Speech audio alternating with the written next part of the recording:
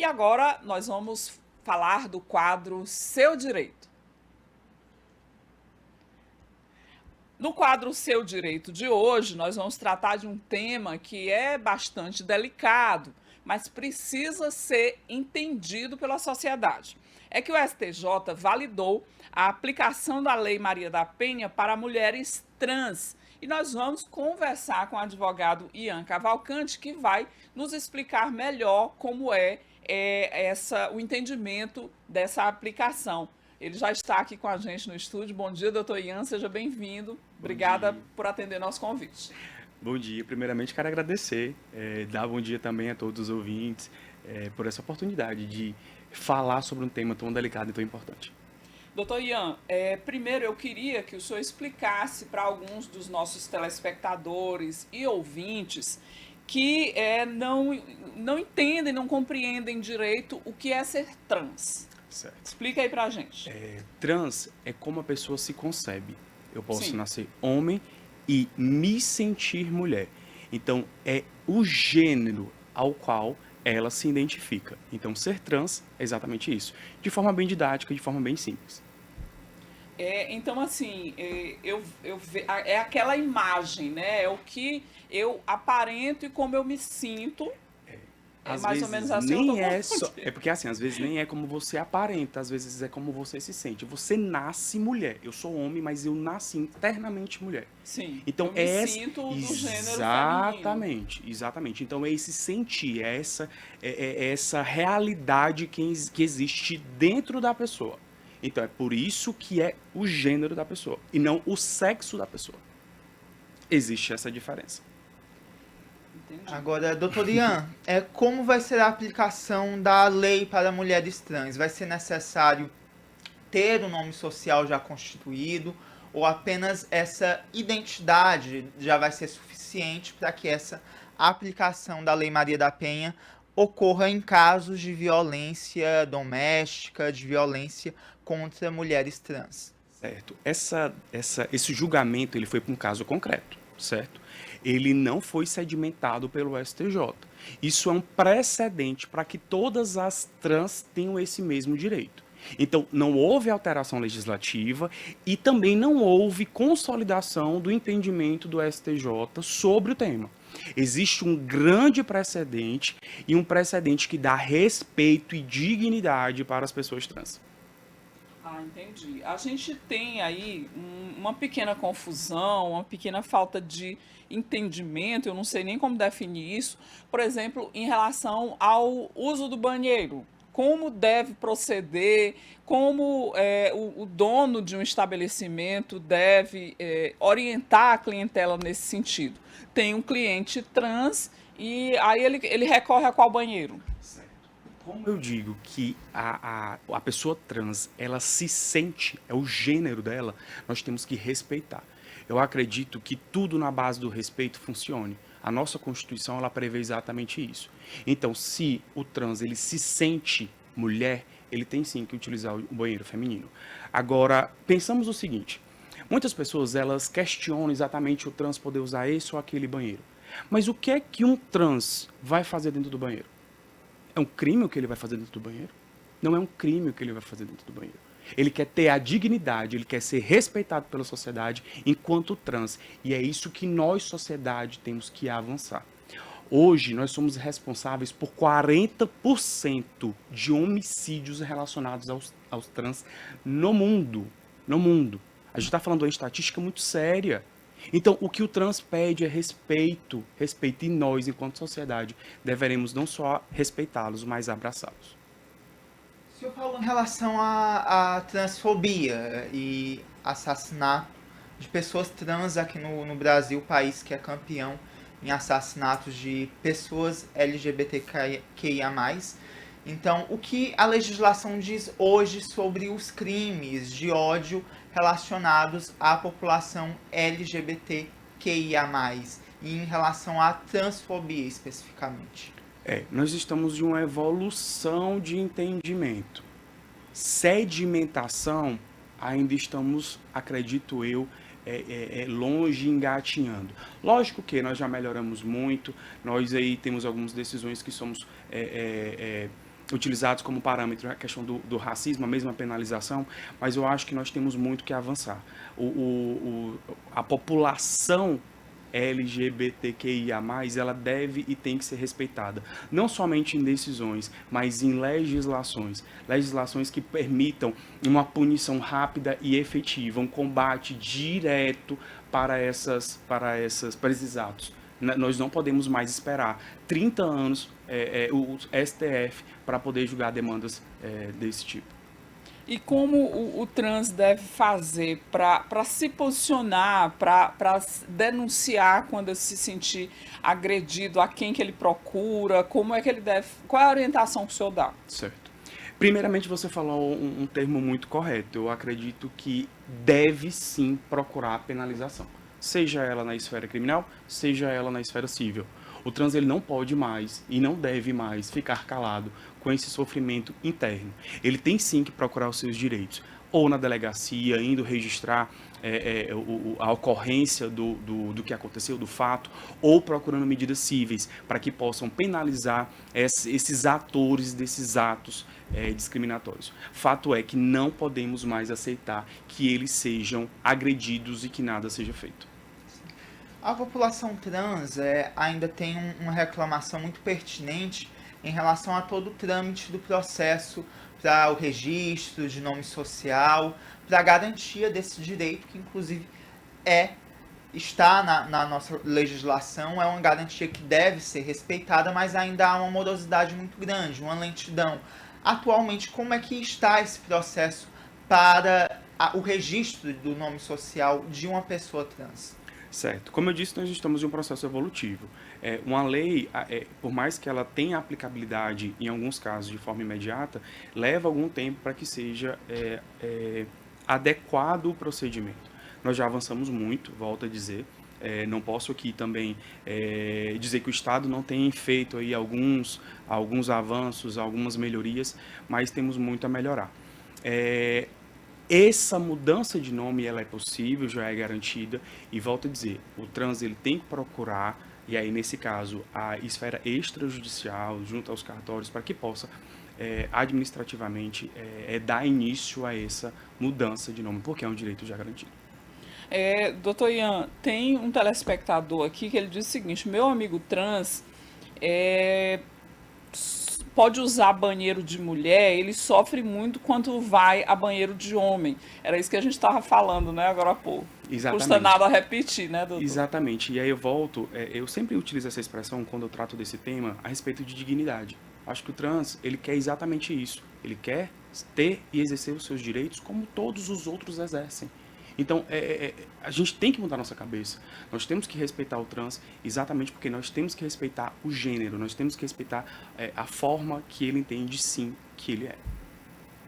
O senhor falou que nós já evoluímos em alguns pontos, mas na sua visão, no que tange à legislação, no que falta ainda avançar para atender às demandas da população trans? Porque são vários pontos que sempre são citados. A gente sabe que a nossa sociedade em si ainda é uma sociedade em que se vê muita transfobia. Mas o que a lei ainda precisa alterar para que atenda pelo menos a uma parte dessas demandas, apesar dos avanços já obtidos? Penalização. Eu acho que a penalização é a medida mais efetiva ainda, infelizmente, na nossa sociedade. Exemplo, Lei Maria da Penha. Lei Maria da Penha, ela penaliza o agressor. Agora existe uma decisão em que o STJ possibilita que o trans também seja resguardado.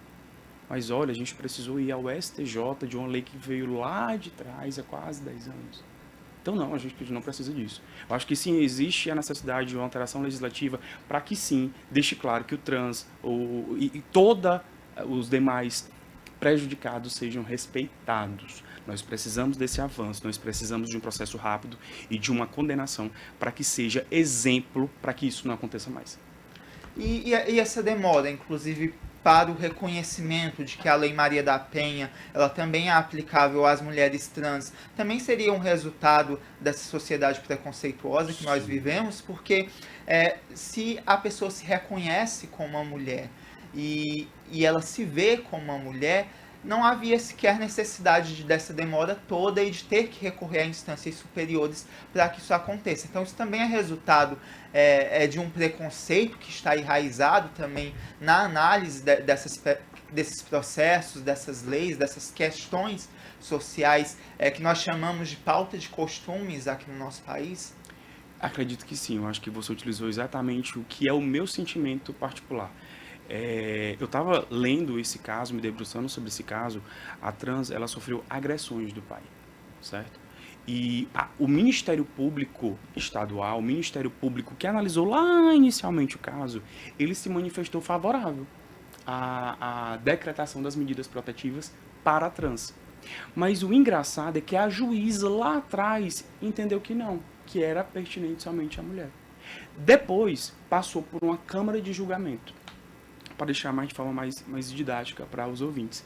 E todos eles também entenderam assim, que a trans não teria direito a esse resguardo, a essa proteção.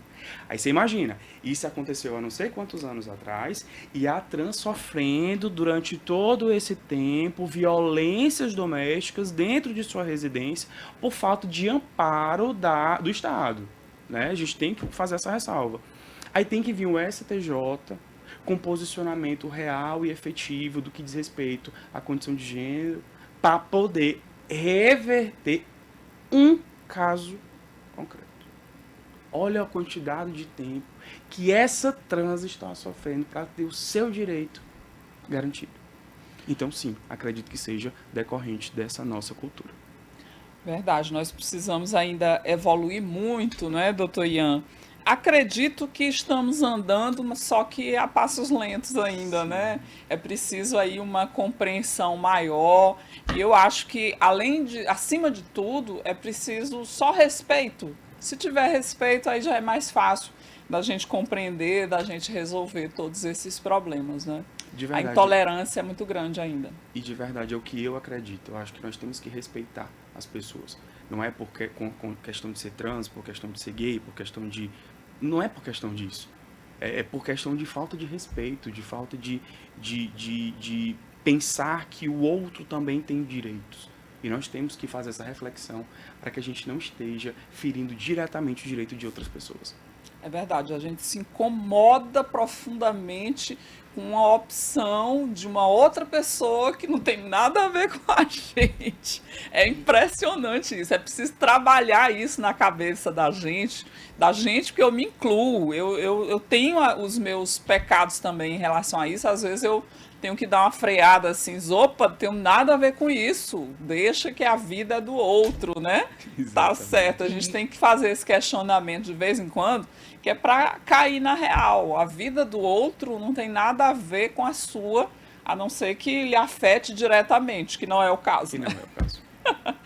Doutor Ian, pois não, Franz? Nisso também é importante deixar o recado de que as pessoas trans, as pessoas da comunidade LGBTQIA+, que se sintam agredidas, que forem vítimas de algum tipo de agressão, que elas não se calem, que elas denunciem, porque o silêncio não vai levar a nenhum avanço e as pessoas têm que ser responsabilizadas por esses atos de ódio, porque são crimes de ódio. Então, é importante sempre incentivar a todas essas pessoas que se sintam agredidas, que denunciem, que busquem a justiça e que mostrem a sua voz e que falem, não fiquem em silêncio. Verdade. Doutor Ian, muito obrigada pela sua participação, pelos esclarecimentos, pela conversa, que sempre é bom a gente conversar sobre esse tema para que ele fique fazendo parte do dia a dia das pessoas e não que seja uma coisa inédita, uma coisa estranha à rotina diária de todo mundo, porque a gente tem que se habituar a respeitar as outras pessoas porque faz parte do nosso dia a dia. Não é um fato inédito na nossa vida, só acontece no filme, na novela. Está aqui do nosso lado, nosso vizinho, nosso irmão, nosso primo, então a gente tem que respeitar, com certeza. Muito obrigada pela sua participação e pelos esclarecimentos. Eu que agradeço. Tratar sobre esses temas polêmicos, que ainda são polêmicos, Ainda são, exatamente. é extremamente necessário exatamente para que nós possamos trazer para a sociedade essa naturalidade. Isso. Eu acho que a informação, ela quebra exatamente esses tabus. E nós somos responsáveis por ampliar essa informação, para fazer chegar de fato aquela pessoa lá que não tem tanto entendimento. É esse respeito que eu acho que nós temos que pregar para que a nossa sociedade seja uma sociedade melhor e que passe cada dia mais a respeitar não só o trans, mas todos que estão presentes na nossa sociedade. Eu acho que as novas gerações, as crianças de hoje, já vão ter um entendimento um pouco diferenciado da gente, né? A gente já tem uma cabeça formada, passou por essa evolução toda, é mais difícil, né? Abrir a cabeça da pessoa e colocar lá o entendimento. As crianças estão com o HD novo ainda, né, doutor? É mais fácil a gente passar essas informações de maneira correta, explicando e dizendo que tem que respeitar. Aí eu acredito que a próxima geração vai ter um entendimento bem diferente da nossa, né? Enquanto isso, nós temos que ir puxando a orelha da nossa geração para que a nossa geração também consiga evoluir nesse sentido. Porque eu entendo, sim, esse posicionamento, mas por isso que nós estamos aqui. Eu acho que é por isso que nós estamos aqui, para que a gente possa conscientizar cada dia mais. É um pouquinho de água que a gente vai colocando no copo. Um pouquinho de água. Eu falei da nossa geração, doutor, porque às vezes a gente perde até a fé, sabe? Os posicionamentos que a gente vê, diz, não, pode parar tudo, porque não tem mais jeito não, tem que começar de novo. E aí eu tenho muita esperança na próxima geração, nos próximos adultos que virão. Sim. Eu tenho um filho de 10 anos e eu vejo o comportamento dele em relação a algumas questões que para mim às vezes são um pouco sérias e ele encara com muita naturalidade aos 10 anos de idade. Então, vai ser um adulto que vai ter um entendimento mais fácil das coisas do que eu quando era criança, né? Sim. É a minha esperança, viu, doutor? Muito obrigada pela sua participação. Um ótimo dia aí para o senhor. E a gente falou aqui sobre a Lei Maria da Penha, a aplicação da Lei Maria da Penha para mulheres trans, para que você tenha um pouco mais de entendimento sobre esse assunto, conversando aqui com o advogado Dr. Ian Cavalcante. A gente vai para Tem vinheta agora, Letícia? Não tem vinheta. Esse foi o nosso quadro Seu Direito.